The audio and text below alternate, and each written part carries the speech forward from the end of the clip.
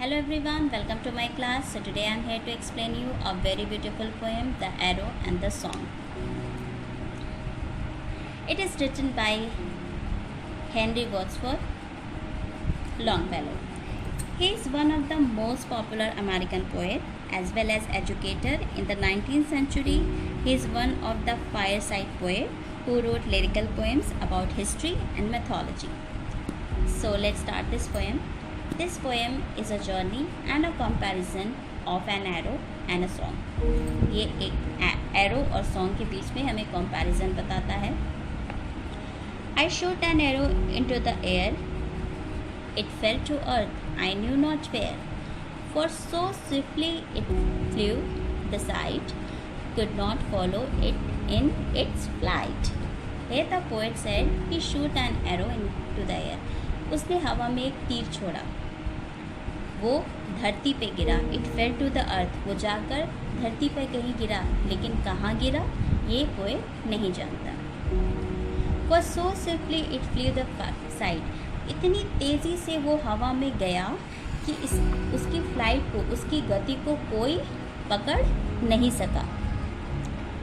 I breathe a song into the air. Here the poet said again कि उसने अब क्या किया, हवा में एक गीत गाया. It fell to the earth, I knew not where. वो भी धरती पे गिरा, लेकिन कहाँ गिरा poet नहीं जानता. For who has sight so keen and strong that it can follow the flight of song. Here poet said कि किसकी इतनी दूर की पार की नज़र है जो कि उस सॉन्ग की गति को, फ्लाइट को देख सकता था. बिकॉज वो इतनी तेज़ी से हवा में गया और हवा में जाकर कहाँ गिरा कोई नहीं जानता. Long, long afterwards in an oak, I found the arrow still and broke, and the song from the beginning to end, I found again in the heart of friend. Here the poet said कि after a long, long time, he found that arrow again. उसे वो arrow फिर मिला, लेकिन वो क्या था, still unbroken. अभी भी क्या था, unbroken. Unbroken मतलब जो टूटा ना हो. Okay? And he found that song again. जो उसने गाना गाया था उसे वो भी सॉन्ग मिला, लेकिन वो क्या मिला, वो एज इट इज़ मिला फ्रॉम बिगनिंग टू एंड. जैसा वो स्टार्टिंग से एंड तक था वैसे ही बिल्कुल उसके अपने दोस्त के दिल में मिला. So here the poet compare an arrow. यहाँ पर पोएट ने एरो का कंपैरिजन किससे किया है, हार्श वर्ड से, अनकाइंड वर्ड और समथिंग दैट कॉज डिस्ट्रक्शन, और कुछ ऐसा जो डिस्ट्रक्शन का कारण बने. ओके, विनाश का कारण बने.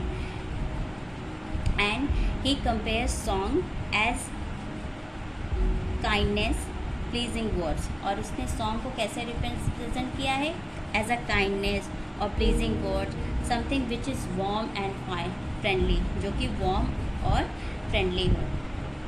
Here the poet said कि the words, the harsh words which we lay out, जो हम harsh word दूसरों को बोलते हैं,